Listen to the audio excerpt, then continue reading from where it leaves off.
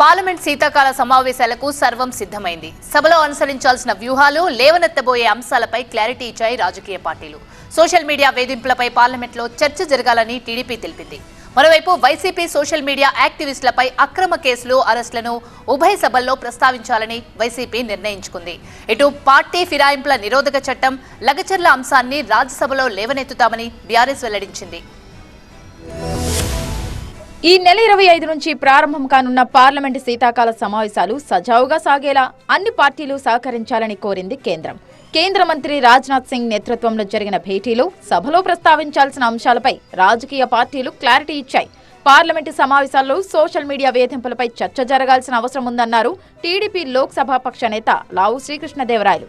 దీంతో పాటు విభజన చట్టంలోని హామీల అమలుపై కూడా చర్చిస్తామని తెలిపారు. ఈ సోషల్ మీడియా అబ్యూజ్ అనేది మరీ కూడా విపరీతమైన పరిస్థితికి రోజు చేరింది. ప్రతి ఒక్కరు కూడా దీనివల్ల ఇబ్బందులు పడుతూ ఉన్నారు. దీన్ని నివారించాల్సిన అవసరం, దీనిపైన ఒక చట్టం తీసుకురావాల్సిన అవసరం, దీనిపైన గట్టిగా డిస్కషన్ జరగాల్సిన అవసరం. డిస్కషన్ జరిగి అందరు ఇన్పుట్స్ తీసుకొని దీని మీద ఎలా ముందుకు వెళ్ళాలని దానిపైన మనం అందరం కూడా చర్చించాలని చెప్పి కోరడం జరిగింది.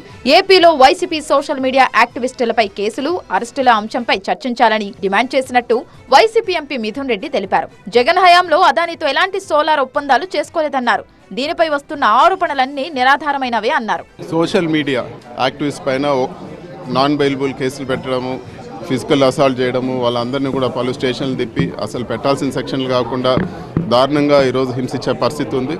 దానిపైన కూడా సభలో చర్చించాలని చెప్పి కూడా మేము కోరాం. అధికార పార్టీకి ఒక చట్టము, అపోజిషన్కి ఒక చట్టం ఉండదని చెప్పి కూడా మేము మాట్లాడడం జరిగింది. పార్లమెంటులో పార్టీ ఫిరాయింపుల నిరోధక చట్టం తీసుకురావాలన్నారు బీఆర్ఎస్ రాజ్యసభ సభ్యుడు సురేష్ రెడ్డి. చట్టం సరిగ్గా లేకపోవడం వల్లే ఈ అంశం తరచూ కోర్టుకు వెళ్తోందన్నారు. భూసేకరణ కోసం చట్టం ఉన్నప్పటికీ దానికి విరుద్ధంగా తెలంగాణలో భూమిని సేకరిస్తున్నారని, దీనిపై కూడా చర్చ జరగాలని డిమాండ్ చేశారు. ఎస్సీ ఎస్టీస్ రైతులు, పేద రైతుల భూసేకరణ, దౌర్జన్యంగా భూసేకరణ జరుగుతుంది. దానికి తెలంగాణ ఒక ఉదాహరణ అని చెప్పడం జరిగింది. దీనిపై చర్చించాలి. పార్లమెంట్ శీతాకాల సమావేశాల్లో 16 బిల్లులను ప్రవేశపెట్టాలని కేంద్రం నిర్ణయించింది. కీలకమైన వక్ఫ్ చట్ట సవరణ బిల్లును కూడా ఈ సమావేశాల్లోనే తీసుకురానుంది. మరోవైపు అదానీ కేసు, మణిపూర్ అల్లర్లు, వక్ఫ్ సవరణ బిల్లు, చైనా సరిహద్దు అంశాలపై సమయం కేటాయించాలని విపక్షాలు కోరాయి.